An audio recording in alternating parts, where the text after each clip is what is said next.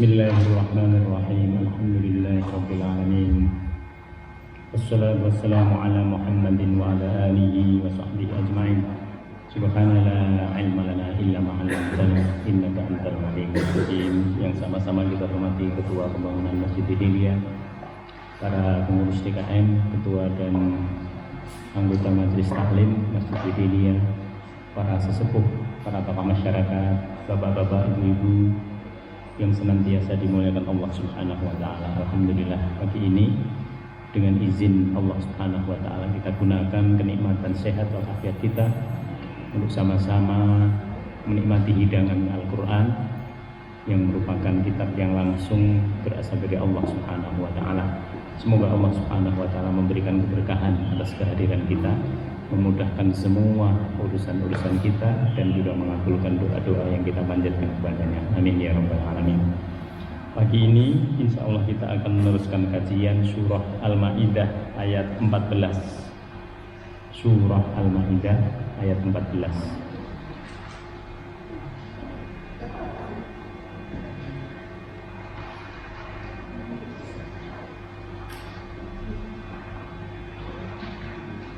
Mari kita baca bersama-sama beberapa ayat yang menjadi tema dari kajian kita pada kesempatan pagi hari ini.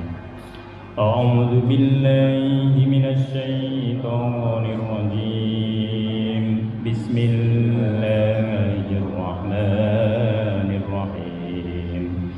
Wa minal ladzina qalu inna nasara akhadna mitsaqahum fanasu haddam mimma dzukiru bih fa aghraqna bainahumul adawata wal baghdha'a ila yaumil qiyamah wa sawfa yunabbi'uhumullahu bima kanu yasna'un. Ya ahlal kitabi qad ja'akum rasuluna yubayyinu lakum katsiran mimma kuntum tukhfuna minal kitabi wa ya'fu 'an katsir. Qad ja'akum minallahi nurun wa kitabun mubin yahdi bihillahu man ittaba'a ridwanahu subulas salami wa yukhrijuhum minadh dhulumati ilan nuri biiznihi wa yahdihim ila siratim mustaqim. Laqad kafara alladhina qalu inna Allaha huwal masih ibnu Maryam.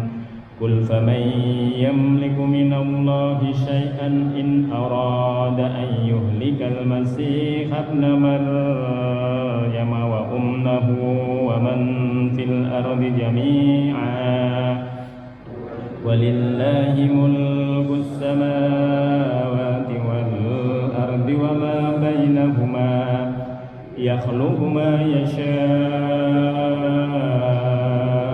wallahu ala kulli syai'in qadir. Wa qalatil yahudu wan nasara nahnu abna'ullahi wa ahibba'uh. Qul falima yu'adzibukum bidhunubikum bal antum basharun mimma khalaq yaghfiru liman yasha' wa yu'adzibu man yasha' walillahi mulkus samawati wal ardi wa ma bainahuma wa ilaihil masir. Ya ahlal kitabi qad ja'akum rasuluna yubayyinu lakum ala fatratin minar rusuli an tattaqu ma ja'ana min basyirin wa nadhir. Faqad ja'akum basyirun wa nadhir wallahu ala kulli Sadaqallahul azim. Bismillahirrahmanirrahim. Wa minal ladzina qalu, dan di antara orang-orang yang mengatakan inna nasara, sesungguhnya kami ini adalah orang-orang Nasrani. Nasara ini jamak dari kata Nasrani. Bapak Ibu perhatikan, kalimat Nasrani ini dari mana asal mulanya? Kan sering kita mendengar orang Nasrani. Ada di antara manusia itu yang berkata, kami orang-orang Nasrani. Apa itu Nasrani? Sama dengan Ansor. Di Madinah ada kaum Ansor. Dari kata sama, Nasoro. Nasoro itu artinya pengikut setia, para pembela. Setiap nabi itu punya pengikut setia. Setiap nabi pasti ada pengikut setianya. Biasanya nabinya itu biasa-biasa saja, tapi pengikut setianya yang ribet. Nah, di situ. Sama kalau ada banyak habaib, banyak habib, sebenarnya yang macam-macam itu bukan habibnya mungkin, tapi orang-orang pengikut setianya ini yang minta ini, minta itu, nah gitu. Nah, di sini dikatakan wa minal ladzina qalu, di antara orang-orang itu ada yang mengatakan inna nasara, kami adalah orang-orang Nasrani. Kalimat ini adalah kalimat yang membedakan antara Yahudi dan Nasrani.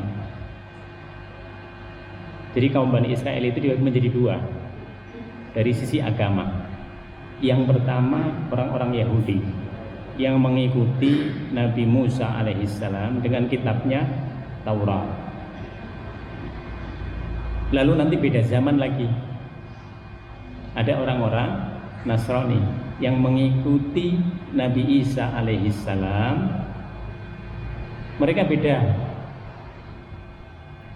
Apa bedanya? Beda syariat. Jadi Allah itu menurunkan nabi yang jumlahnya ribuan nabi itu selalu sifatnya lokal.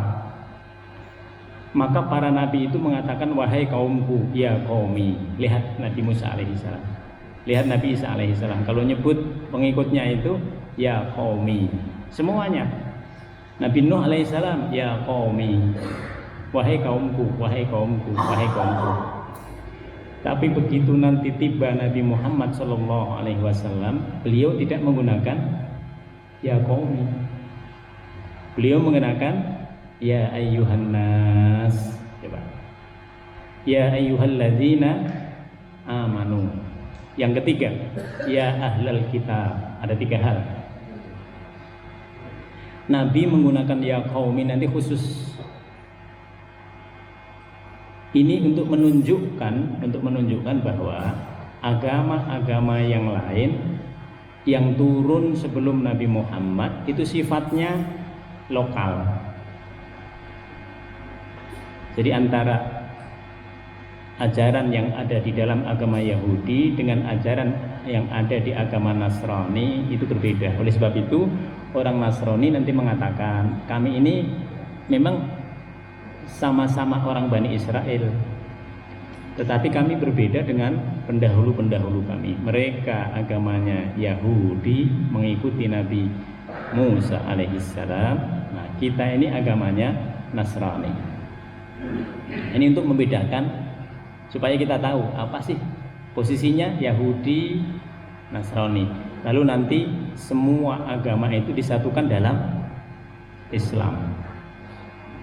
Maka harusnya tidak ada lagi agama-agama yang lain selain agama Islam. Apa perkataan orang Nasrani ini? Yang pertama, akhadna mitsaqahum. Kami telah mengambil perjanjian mereka, kata Allah. Semua agamanya Allah itu punya perjanjian. Bahasa kita syahadat. Itu perjanjian kita kepada Allah. Bagaimana kalau orang itu lahir dalam keluarga yang muslim? Dia tidak perlu syahadat, karena syahadat dia adalah perjanjian ketika dia diciptakan pertama kali. Mitsaq namanya. Ketika ada kandungan dalam perut seorang ibu, sudah umur 4 bulan, sudah berbentuk ini jasadnya. Lalu Allah memberikan roh. Disitulah Allah bertanya, alastu birabbikum, jabang bayi, apakah engkau mengakui aku sebagai Tuhanmu? Semua jabang bayi mengatakan, qalu bala syahidna. Iya, kami mengakui engkau Allah sebagai Tuhan kami. Itulah mitsaq. Lalu kita lahir sudah dalam keadaan muslim. Ada yang punya mitsaq itu tapi lahir dalam keadaan non muslim. Mereka inilah yang harus bersyahadat. Dalam agama Nasrani, dalam agama Yahudi juga begitu. Ada orang lain agamanya berbeda, lalu masuk ke dalam agama Nasrani, dia harus melakukan persaksian. Ada orang lain di luar orang Bani Israel, lalu pengen masuk agama Yahudi, di situ ada persaksian sama dalam semua agama.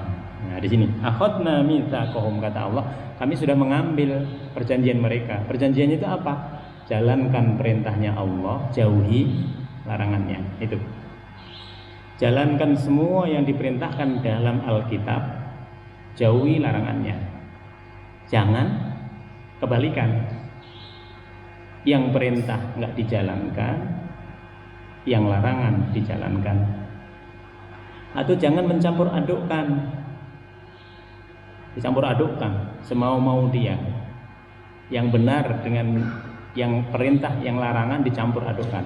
Atau dikurang-kurangi, tidak boleh. Nah, di sini. Maka ini yang disebut dengan akhadna mitsaqahum. Kami mengambil perjanjian mereka. Maka semua manusia itu punya perjanjian dengan Allah aslinya. Akhadna mitsaqahum. Apa yang terjadi?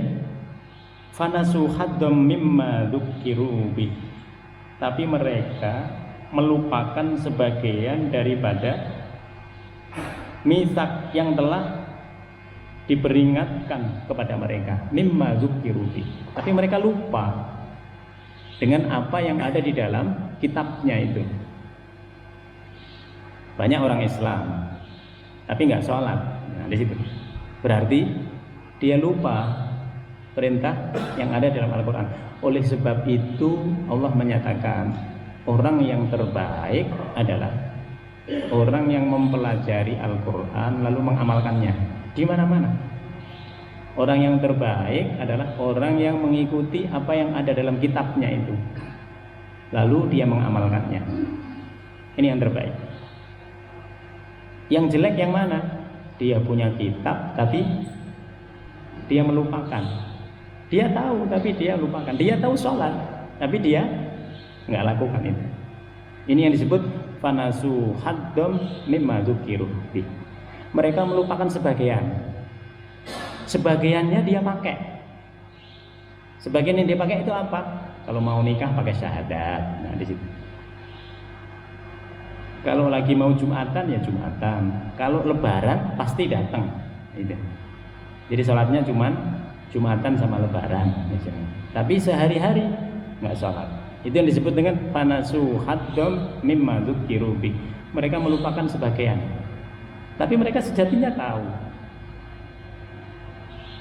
Kemudian setelah itu kepada orang Nasrani Allah menyebut seperti ini karena mayoritas mereka seperti itu. Ini berbeda dengan Islam. Islam itu begitu ada perintah dari Rasul yang merupakan wahyu dari Allah, udah sami'na wa ata'na. Hari ini diperintah puasa, hari ini puasa. Nanti siang diperintah untuk pindah menghadap kiblat dari yang dulunya Baitul Maqdis ke Masjidil Haram. Langsung kaum muslimin tidak ada lagi bertanya sebagaimana orang-orang Yahudi disuruh sembelih sapi, dia tanya sapinya yang model seperti apa, warnanya apa, sapinya itu sapi bajakan atau sapi memang dipelihara untuk dipelihara saja. Terus mereka bertanya. Islam tidak, karena kebanyakan orang Nasrani seperti itu. Maka apa yang terjadi? Fa aghraqna bainahumul adawata wal baghdha ila yaumil qiyamah. Maka kami timbulkan, kata gharaqa itu sebagian mufassir mengatakan kami lengketkan. Kita semua tahu kalau ada lem yang lengket banget, itu kira-kira bagaimana? Kita hilangin mudah apa tidak? Di situ. Sekte yang paling banyak adalah sekte yang terdapat dalam agama Yahudi, agama Nasrani. Oleh sebab itu semua pemimpin agama punya kelompoknya sendiri-sendiri, dan itu nggak bisa masuk ke kelompok yang lain. Ini yang disebut fa'aghraqna, kami lengketkan di antara mereka, bainahum di antara mereka, al-adawata saling memusuhi, wal baghdha saling membenci. Di sini nanti Islam terpecah. Jadi perpecahan dalam sebuah agama itu sesuatu yang alamiah. Tidak ada sesuatu yang besar yang tidak pecah, tidak ada. Bapak Ibu dirikan partai itu, kira-kira nanti pecah enggak? Pasti pecah. Kalaupun nggak pecah pun sekarang ya tunggu aja itu karena ada orang yang kuat di situ, atau orang yang bisa memaksa, diktatornya ada. Tapi kalau dibiarkan itu nanti akan pecah. Semuanya dalam agama Islam juga begitu. Islam terpecah menjadi 73 golongan. 73 ini gambaran untuk menunjukkan banyak. Kalau orang Arab itu sudah mengatakan 70 itu udah banyak. Tapi yang istimewa dalam Islam itu perpecahannya tidak sampai seperti sekte yang lain dalam agama yang lain. Kita masih bisa sholat di mana saja, di situ masjidnya, nah di situ. Kita mau kemana-mana juga bisa sholat di masjidnya orang. Gitu. Kita bisa dengerin ustadznya, kita cuma tinggal milih aja. Oh saya nggak cocok ini yang ini, gitu. Oh saya cocoknya yang sebelah sana ini. Oh saya gitu. Itu pilihan kita. Tapi agama lain tidak seperti itu. Maka di sini karena mereka ini memaknai agama itu sesuai dengan kemauan dari masing-masing pemimpin agamanya, merubah sebagian, menggunakan yang lain menjadi berbeda-beda, maka Allah Subhanahu wa taala merekatkan, melengketkan sehingga itu sulit diurai permusuhan di antara mereka dan kebencian di antara mereka ila yaumil qiyamah, sampai pada hari kiamat. Maka perhatikan hadisnya Nabi. Setelah beliau mengatakan umat Islam itu akan terpecah menjadi 70 kelompok, yang selamat yang mana? Yang memegangi Al-Quran sama As-Sunnah. Pokoknya kalau orang memegangi Al-Quran, menggunakan Al-Quran kitabnya, terus mengikutkan Al-Quran itu dengan As-Sunnah sebagai operasionalnya, itu saudara kita. Mau sholatnya pakai sendekat, mau nggak pakai sendekat, itu hal yang kecil, itu di luar. Itu hal yang furu', itu hal yang sangat kecil, tidak usah dipermasalahkan. Yang penting dia bersyahadat, kitabnya masih Al-Quran, lalu yang diikuti adalah As-Sunnah. Nah di situ. berarti dia ahlu sunnah, pengikut Al-Quran sama as-sunnah. Ini hebatnya dalam Islam.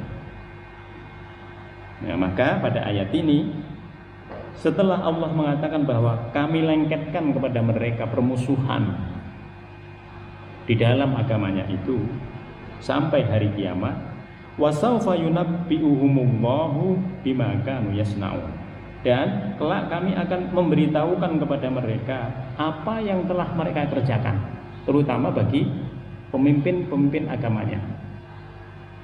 Mereka nyuruh umatnya begini, berbeda dengan yang lain, mereka ini berbeda semuanya itu.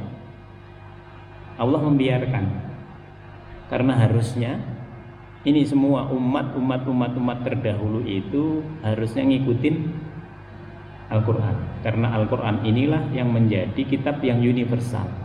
Maka tidak ada kitab-kitab terdahulu itu yang terpelihara seperti Al-Quran. Ibu mau nyari Taurat, tidak akan dapat. Nyari Injil yang betul-betul diturunkan kepada Nabi Isa alaihissalam, tidak dapat. Tidak ada orang yang bisa menghafal Injil. Tidak ada setelah Nabi Musa dan Uzair yang hafal Taurat, tidak ada. Tapi ibu cari sekarang orang yang hafal Al-Quran. Padahal kita dengan Nabi itu sudah berapa ratus tahun ini, 500-an lebih tahun. Cari orang yang hafal Al-Quran. Di semua negara Islam ada, dan adanya itu bukan 1-2. Di Indonesia bisa ratusan ribu orang menghafal Al-Quran. Ini bedanya. Kok masih belum percaya bahwa semua itu harus tunduk kepada apa yang terdapat dalam Al-Quran sama As-Sunnah? Maka di sini dikatakan yasnaun, mereka akan ditunjukkan oleh Allah apa yang mereka lakukan, karena masing-masing ini nanti akan dihakimi oleh Allah Subhanahu wa taala terhadap semua hal yang mereka sampaikan kepada jamaahnya, yang semuanya itu bertentangan dengan apa yang terdapat dalam kitabnya terdahulu. Ya ahlal kitab, wahai ahlul kitab. Ini lebih umum, orang Yahudi, orang Nasrani.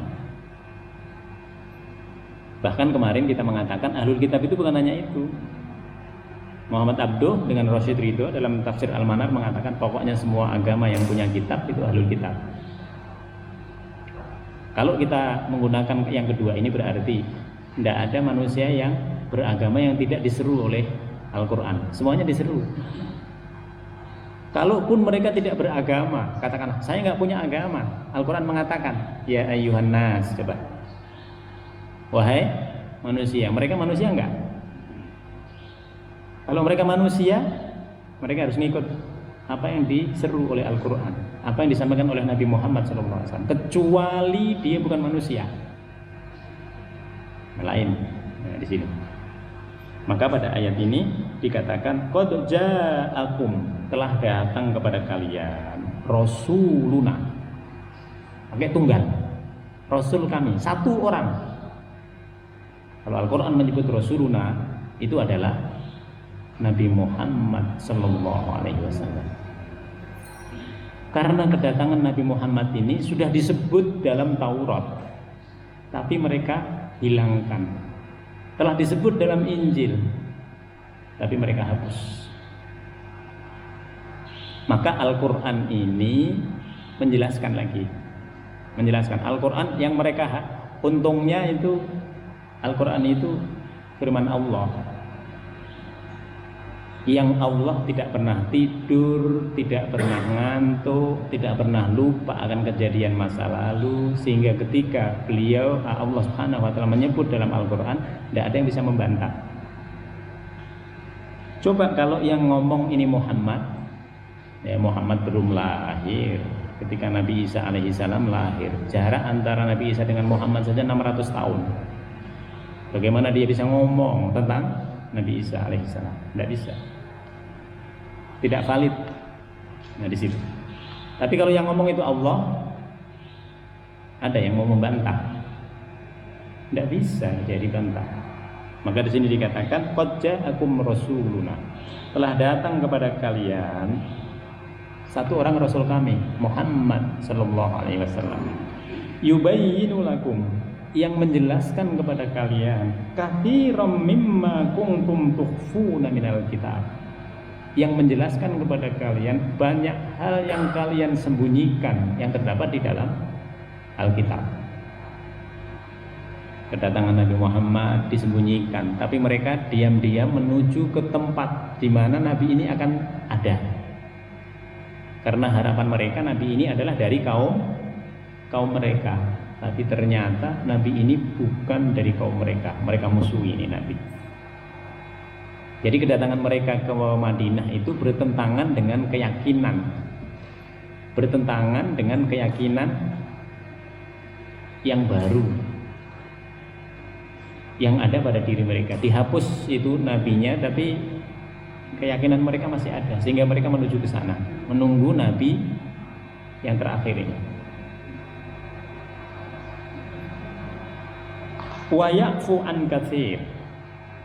Nabi ini nanti akan memberikan pemaafan yang banyak sekali kepada mereka. Masih ada di Mekah aja mereka udah tahu. Ini orang-orang Yahudi ini. Tapi mereka tidak mau datang, tidak mau menjadi penolong. Padahal mereka penolong terhadap nabinya. Kan mereka Nasrani kepada Nabi Isa. Tapi kenapa tidak menolong Nabi Muhammad SAW? Nah, di situ. Maka ini berarti mereka melakukan perbuatan-perbuatan atas dasar kemauan mereka, tidak atas dasar apa yang diperintahkan oleh Allah Subhanahu wa taala. Nanti mereka mengadakan berbagai cara untuk merintangi dakwahnya Nabi. Bahkan mereka ketika ada orang yang berzina di antara mereka, nanti mereka mengadukan kepada Nabi. Supaya apa? Karena dalam Taurat jelas-jelas mereka harus dihukum rajam. Dibawa ke Nabi Muhammad tujuannya untuk meringankan hukuman. Tapi setelah dibawa kepada Nabi Muhammad, Nabi mengatakan hukumannya sama dengan hukuman yang terdapat di dalam agama kalian. Karena agama ini adalah penyempurna terhadap agama kalian. Balik lagi mereka nggak mau. Coba. Jadi mereka datang ke situ untuk mencari keuntungan pribadi. Kalau berzina, kalau bisa tidak dirajam. Tapi ternyata Al-Quran memerintahkan untuk merajam. Jadi banyak sekali perbuatan mereka yang diampuni oleh Nabi. Wa ya'fu an katsir. Qad ja'akum, sungguh, diulang lagi oleh Allah dengan menggunakan kalimat takkid. Qad, sungguh, ja'akum, telah datang kepada kalian, minallah, dari Allah, nurun, cahaya. Yang dimaksud dengan nur ini para ulama tafsir mengatakan Nabi Muhammad sallallahu alaihi wasallam. Maka nanti Nabi Muhammad itu menerangi masyarakat jahiliyah yang ada di sekitarnya. Beliau menerangi apa yang selama ini tersembunyi dari hal-hal yang disembunyikan oleh ahlul kitab. Nurun, nisbatnya kepada Nabi Muhammad. Walaupun ada sebagian mufassir yang mengatakan nurun ini kitab, tapi kalimat sesudahnya itu menggunakan wa, dan. Padahal dan itu adalah menghubungkan dua hal yang tidak sama.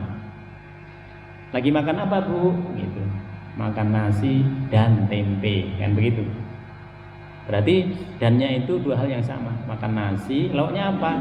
Tempe dan ayam misalnya. Maka dan itu menunjukkan dua hal yang berbeda. Maka para mufassir mengatakan nur yang dimaksud di sini adalah Nabi Muhammad SAW. Wa kitabun, dan kitab mubinun, yang menjelaskan secara terperinci. Maka kalau ingin mendapatkan penjelasan yang terperinci, lihat Al-Quran. terutama dalam kaitannya dengan akidah.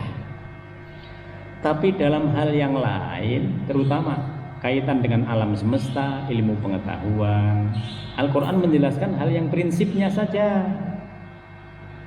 Kenapa? Supaya kita bergerak untuk melakukan penelitian di situ. Maka hal-hal yang berkaitan dengan ilmu pengetahuan, kedokteran dan lain sebagainya, semua yang disebut oleh Al-Quran, yang prinsip-prinsipnya saja, isyarat-isyarat yang ada dalam Al-Quran. Nah, di situ. Tapi kaitannya dengan akidah terperinci. Nabi dan juga kitab Al-Quran ini yahdi bihillah, yang dengannya Allah Subhanahu wa ta'ala akan memberikan petunjuk kepada kalian. Ikutin itu Nabi Muhammad melalui apa? Melalui sunnah. Ikutin itu Al-Quran melalui firman-firman yang kita pelajari setiap hari Minggu pagi kita pelajari. Ini kapan sampai terakhirnya kira-kira Bu? Di Mahoni udah 9 tahun, mau berjalan 10 tahun, baru pada juz yang ke-24. 24 berarti kalau kita ngaji seperti ini, khatamnya Quran itu berapa tahun? Mungkin 14 atau 15 tahun. Kalau kita masih bisa istiqomah 14-15 tahun, itu beruntung, karena kita masuk di antara orang-orang yang mau mensyiarkan Al-Quran lalu mengamalkannya itu. Sehingga semua orang yang ada dalam konteks itu diberkahi oleh Allah Subhanahu wa ta'ala.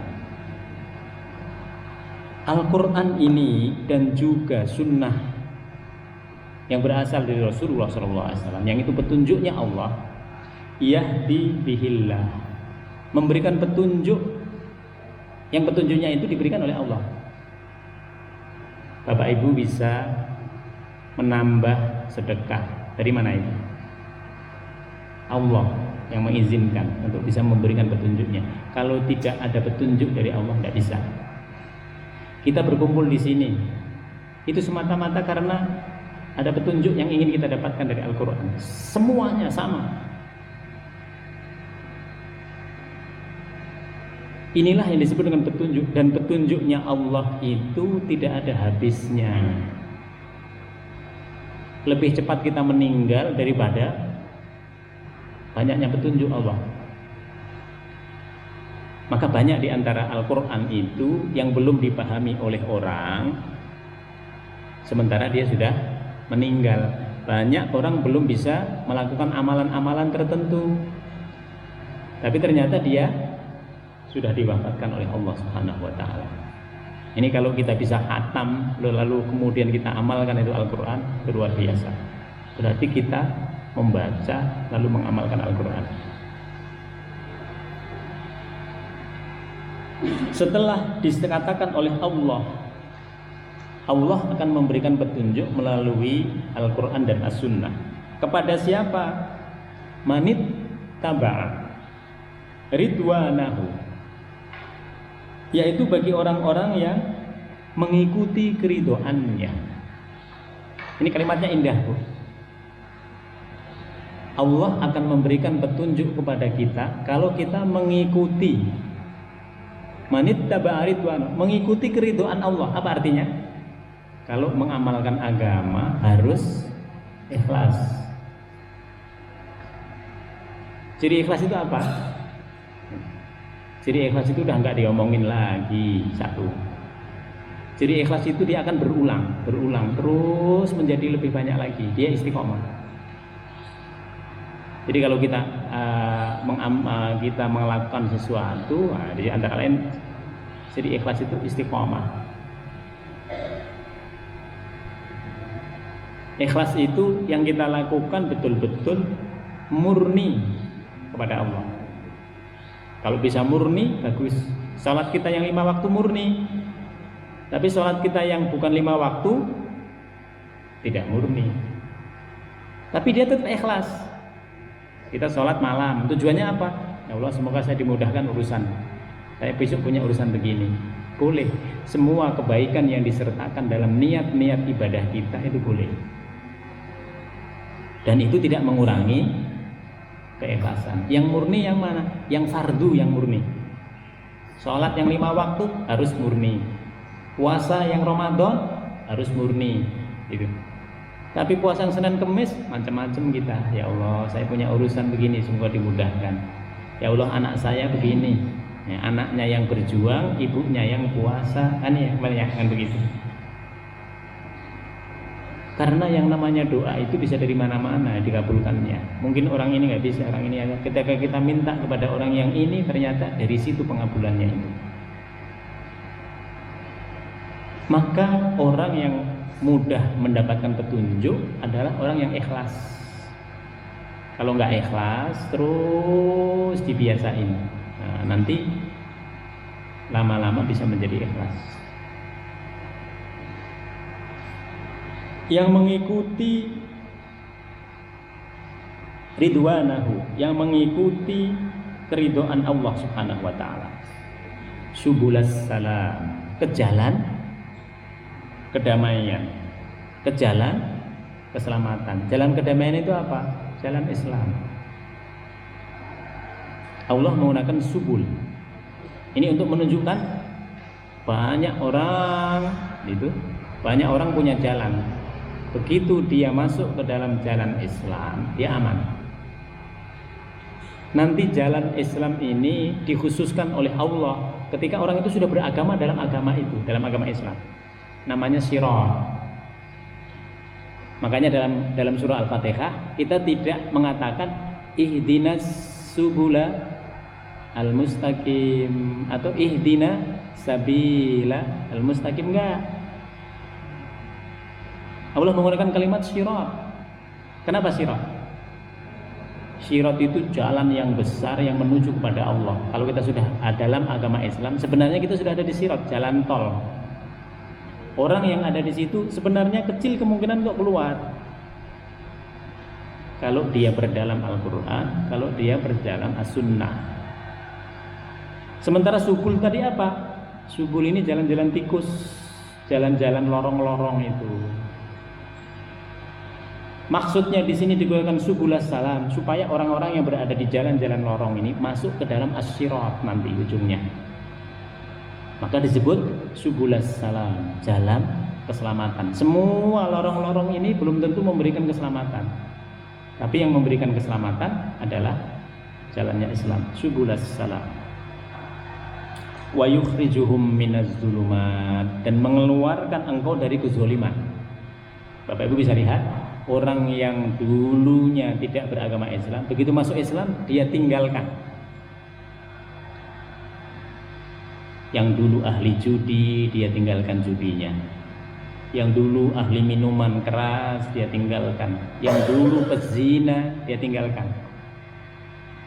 Wa yukhrijuhum minaz zulumat, yang dulu tidak paham mana yang halal dan haram, belajar Quran, menjadi tercerahkan.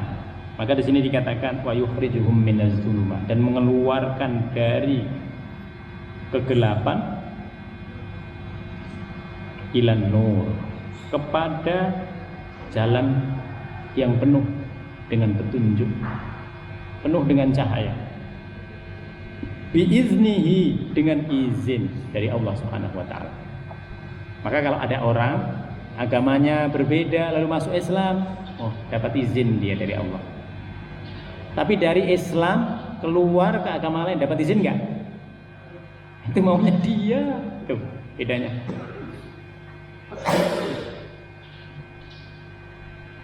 Demikian juga dengan amalan kita. Amalan baik kita itu bisa kita lakukan atas izin Allah. Kalau Allah nggak mengizinkan, tidak bisa. Oleh sebab itu Allah ada izin di sini. Tapi kalau amalan itu dilakukan oleh orang yang tidak beriman, diizinkan, sama diizinkan. Bedanya apa? Tidak diridhoi oleh Allah Subhanahu wa taala. Diiznihi, dengan izin Allah Subhanahu wa taala. Kemudian selanjutnya wayahdihim. Nah, di sini Kalau Allah akan memberikan petunjuk kepada kalian, coba, ila siratin mustaqim, kepada jalan yang lurus.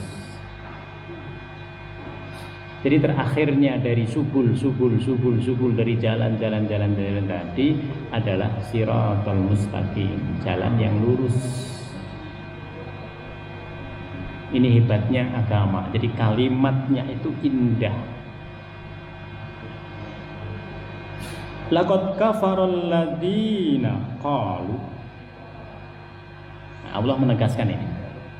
Betapa tadi agama-agama Nasrani tadi itu keluar dari ketentuan Allah Subhanahu wa taala. Sehingga pada ayat ini mengatakan laqad kafaral ladzina qalu. Lamnya sudah menunjukkan takkid, qadnya menunjukkan takkid, dua. Apa ini artinya? Artinya ini benar-benar Allah mengatakan sungguh-sungguh telah kafir, telah ingkar alladzina qalu, orang-orang yang mengatakan innallaha huwal masih ibnu Maryam, bahwa Isa bin Maryam itu adalah Tuhan. Bapak Ibu bisa perhatikan di dalam keyakinan orang-orang Nasrani itu bermacam-macam. Ada yang hanya menjadikan, di sini dikatakan dalam tafsir Al-Misbah, beragam mereka. Ada yang mengatakan Nabi Isa saja sebagai Tuhan. Ada yang mengatakan Nabi Isa, ada Tuhan, ada Ruhul Kudus sebagai tiga hal yang menyatu. Ada yang mengatakan Nabi Isa dan Allah itu sama-sama Tuhan, tetapi beda. Tuhan yang pertama dengan Tuhan yang kedua. Tetapi apapun pandangan yang ada di dalam agama Nasrani itu, tiga unsur ini ada. Unsur yang pertama adalah Allah, unsur yang kedua adalah Nabi Isa, unsur yang ketiga adalah Ruhul Kudus. Nah, oleh sebab itu pandangan yang menjadikan Nabi Isa alaihissalam yang aslinya adalah putra Maryam, yang itu berarti dia hambanya Allah. Ketika dia dinisbatkan sebagai Tuhan, nah itu dianggap dalam pandangan Islam, sungguh orang yang seperti itu telah keluar dari pandangan tauhid, pandangan keesaan Allah. Kul, katakan kepada orang yang mengatakan seperti itu, famay yamliku minallahi syai'a, siapakah yang dapat menghalang-halangi kehendak Allah? Maksudnya apa? Maksudnya kalau mereka menganggap itu sebagai Tuhan, nanti Allah akan meniadakan. Nabi Isa itu ditiadakan dari pandangan mereka. Apakah sesuatu yang tidak wujud lalu menjadi wujud, lalu tidak wujud lagi itu Tuhan? Itu pertanyaannya. Bukankah Tuhan itu harus selalu wujud? Kalau Tuhan itu tidak ada, repot ini dunia. Nah, di situ. Maka Allah mengatakan, ada enggak orang yang berkuasa selain Allah Subhanahu wa taala untuk mengadakan segala sesuatu? Tidak ada. Kehendak Allah lah untuk mewujudkan Nabi Isa yang dulunya tidak ada. Wujudnya itu berbeda dengan wujud yang lain. Itu sesuatu yang bukan aneh. Ada yang lebih aneh lagi dari Nabi Isa alaihissalam. Kalau Nabi Isa masih keluar dari rahimnya seorang perempuan, walaupun tanpa seorang lelaki. Coba, ada yang lebih hebat lagi. Siapa? Hawa keluar dari seorang laki-laki. Coba, sulbinya orang lagi diciptakan oleh Allah Subhanahu wa taala dengan lantaran orang laki-laki. Ada yang lebih hebat lagi. Siapa? Adam. Tidak ada laki, nggak ada perempuan, tapi dimunculkan oleh Allah Subhanahu wa taala. Jadi kehadiran Nabi Isa alaihissalam ini penyempurna untuk mengatakan Allah itu kuasa untuk melahirkan anak dari bapak dan ibu, anak dari ibunya saja, anak dari bapaknya saja, anak dari nggak ada bapak nggak ada ibu. Apakah itu berarti Allah sebagai ayahnya? Nah, kalau Nabi Adam kira-kira ibunya siapa? Nah, disitulah logika bahwa manusia itu sebagai Tuhan tidak masuk ya.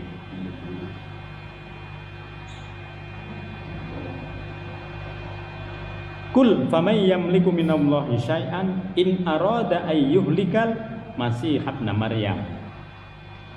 Tidak ada yang bisa menghalangi ketika Allah Subhanahu wa taala menghendaki apapun terhadap Nabi Isa. Tadi yang tadinya mewujud menjadi tidak ada. Wa ummahu, dan juga ibunya. Bukan hanya itu, wa man fil ardi jami'a, dan juga Allah berkehendak untuk membinasakan, menghilangkan semua orang yang dulunya hidup di muka bumi ini menjadi tidak ada. Oleh sebab itu, yang paling berkuasa dan yang paling harus dijadikan keyakinan sebagai Tuhan hanya Allah. Lalu Allah menguatkan, walillahi mulkus samawati wal ardh, dan miliknya Allah lah segala kerajaan yang ada di langit dan yang ada di bumi. Kita ini kan modelnya kerajaan. Apa artinya kerajaan? Kita ini di bawah penguasaan di Indonesia, bentuknya dari dulu raja menjadi republik sehingga presiden. Tapi kan sama, presiden itu kan ngatur kepada rakyatnya. Tempat lain juga begitu. Jangan hanya berpikir bahwa itu ada di bumi. Di langit itu juga ada kerajaan-kerajaan. Langit yang pertama, langit yang kedua, langit yang ketiga. Nah, di situ ada penghuninya di situ. Maka Allah mengatakan miliknya Allah lah kerajaan yang ada di langit dan di bumi. Yakhluqu ma yasha. Allah menghendaki, Allah menciptakan apa yang Dia kehendaki. Enggak ada yang bisa menghalangi kehendaknya Allah. Nabi Isa punya kemauan. Apakah semua kemauannya itu terpenuhi? Tidak. Coba. Maryam punya kemauan. Apakah kemauannya Maryam semua terpenuhi? Tidak. Kenapa? Karena dia makhluk, dia bukan Tuhan. Wallahu ala kulli syai'in qadir, dan Allah Maha kuasa atas segala sesuatu. Wa qalatil yahudu wan nasara nahnu abna'ullah wa ahibba'uh. Lalu nanti orang-orang Yahudi, orang-orang Nasrani, mereka mengatakan kami ini adalah anak-anak Allah. Coba. Wa ahibba'uh, dan kami ini adalah kekasih-kekasih Allah. Apa yang terjadi? Kita bisa lihat nanti. Kul, katakan Muhammad kepada mereka, falima yu'adzibukum bidunubikum. Kalau kalian itu anaknya Tuhan, lalu kenapa kalau kalian tidak taat kepada perintah Tuhan, kalian masih disiksa? Apakah itu bentuk sayangnya Tuhan kepada anak? Coba. Kan tidak. Ini. Maka terbantahkan dengan siksaan-siksaan yang diberikan oleh Allah Subhanahu wa taala kepada mereka. Bal antum basarum mimman khalaq. Bahkan kalian itu tidak lebih bashar dari manusia-manusia di antara banyak manusia yang diciptakan oleh Allah Subhanahu wa taala. Mimman khalaq. Yaghfiru liman yasha. Allah akan mengampuni orang yang dikehendaki. Siapa yang diampuni oleh Allah? Yang beriman lalu mengikuti petunjuknya.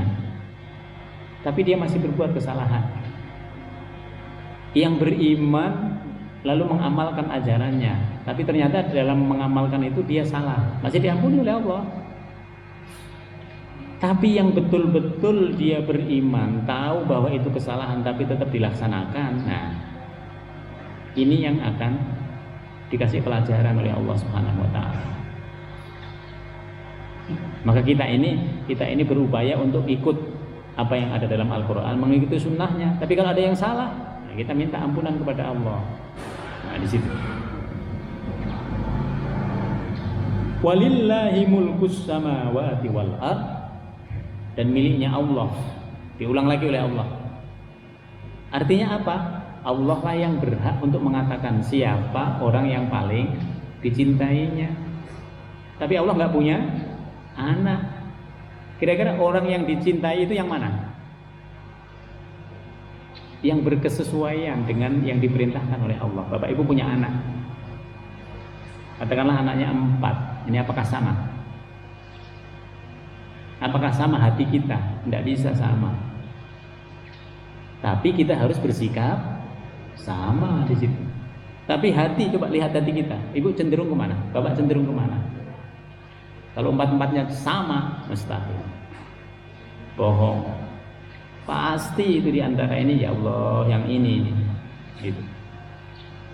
Tapi dalam sikap, dalam tingkah laku, dalam membagi banyak hal, kita harus sama. Nah, di situ. Maka Allah mengatakan miliknya Allah lah segala yang ada di langit dan di bumi. Kalau orang itu tidak menjalankan perintahnya Allah, kira-kira Allah apakah akan menyukainya? Walaupun dia mengatakan saya ini kekasih Allah. Habib itu kan, habaib itu kan orang-orang yang disayang oleh Allah. Semua kita ini bisa menjadi habib kalau yang kita lakukan itu berdasarkan Al-Quran sama As-Sunnah. Boleh sebutannya habib, tapi kalau dia tidak melaksanakan perintahnya Allah, ya sebutannya doang, dia dapat sama dengan orang Yahudi. Gak usah pakai sebutan, yang penting benarnya disayang. Itu jauh lebih bagus daripada kita pakai sebutan tapi ternyata ditendang karena kita nggak melaksanakan perintahnya Allah Subhanahu wa taala. Wa ilaihil masih, dan kepada Allah lah semuanya akan kembali. Enggak usah terlalu mengklaim kita yang paling benar, bahaya. Pokoknya kalau kita sama-sama mengikuti Al-Qur'an sama As-Sunnah, udahlah. Ikutin itu. Yang paling penting bagi kita itu apa? Ayyukum ahsanu amala. Siapa di antara kita yang lebih baik amalnya? Mari berlomba-lomba dalam kebaikan. Oh, yang ini belum siap, kita ada. Yang ini belum siap, kita ada. Ini belum siap. Nah, di sini. Karena semua tempat kembali itu akan kepada Allah Subhanahu wa taala. Ya ahlul kitab, wahai ahlul kitab. Ayat ini tema ini diakhiri dengan kalimat ini. Wahai ahlul kitab, qad ja'akum rasuluna. Diulang lagi oleh Allah. Kalau Allah mengulang, itu tidak persis kalimat ulangannya itu. Sungguh telah datang kepada kalian Rasul kami Nabi Muhammad SAW, yubayyinu lakum, yang menjelaskan kepada kalian, ala fatratin minar rusul, ala fatratin, ketika terputus pengiriman Rasul.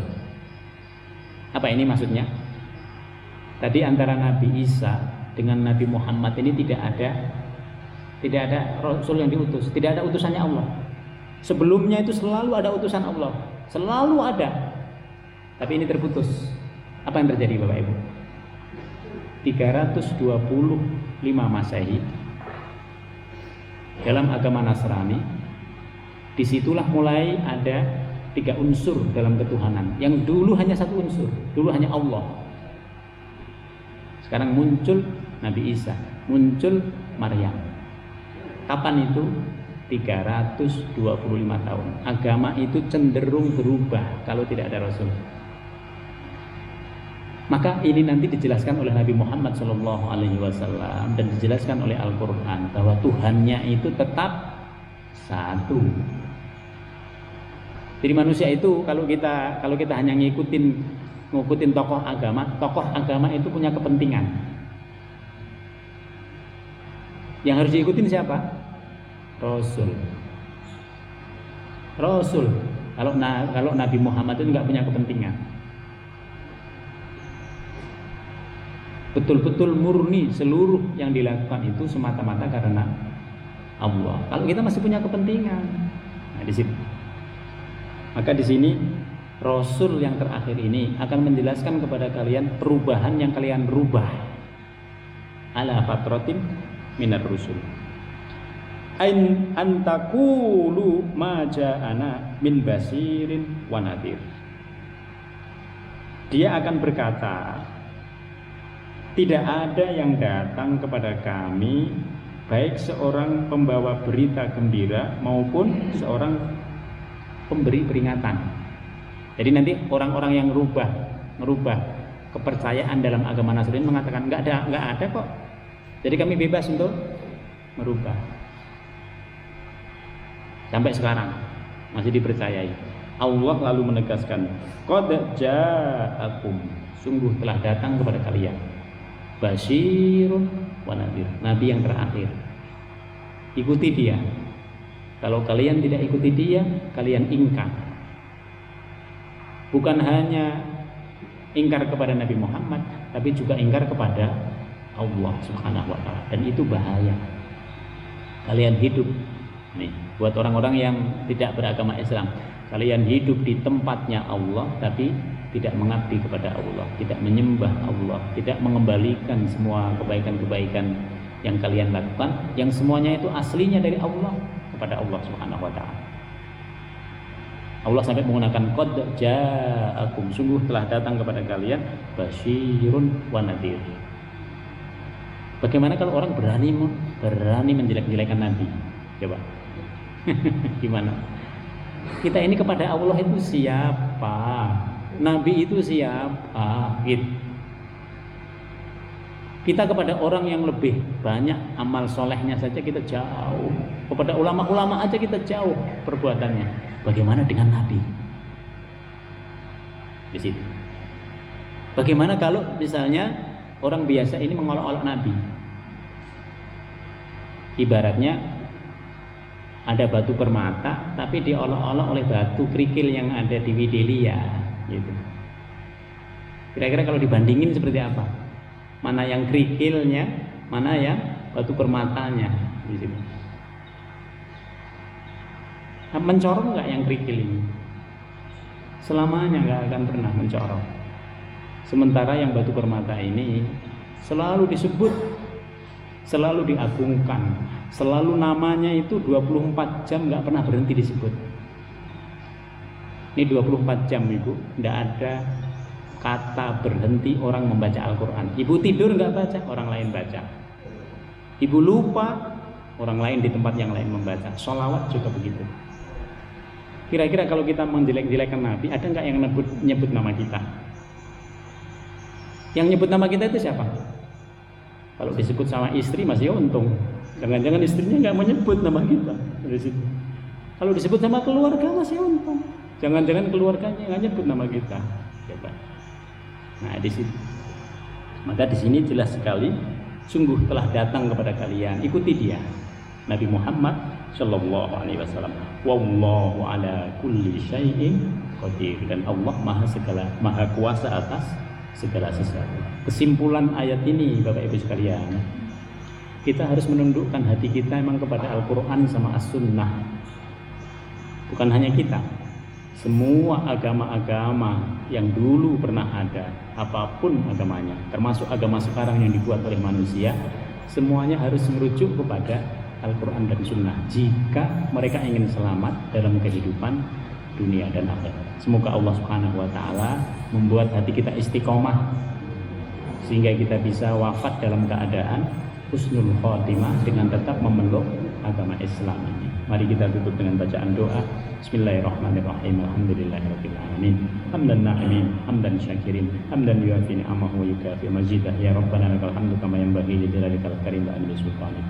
Allahumma ij'al fi ijtima'ina hada jam'an mubarakan wa marhumah wa tafarruqana min ba'dihi tafarruqan ihsanan wa husuma. Allahumma yassir umurana wa sahih amalana wa nawwir qulubana ya Allah ya rabbal alamin. Allahumma ta'anil bala wal waba wat ta'un wal maradakum al corona. Rabbana innaka 'afuwun karim tuhibbul 'afwa fa'fu anna. Subhanaka Allahumma bihamdika nasyhadu an la ilaha illa anta nastaghfiruka wa natubu ilaik. Subhana rabbika rabbil izzati amma yasifun. Wassalamun alal mursalin walhamdulillahi rabbil alamin. Demikian, jika ada hal-hal yang kurang berkenan, mungkin ada hal-hal yang cukup tegas di situ, kami mohon maaf, karena itulah yang harus disampaikan sesuai dengan apa yang tersebut di dalam Al-Quran. Demikian, kami akhiri dengan baca Alhamdulillahirabbil alamin wal afu minkum. Assalamualaikum warahmatullahi wabarakatuh.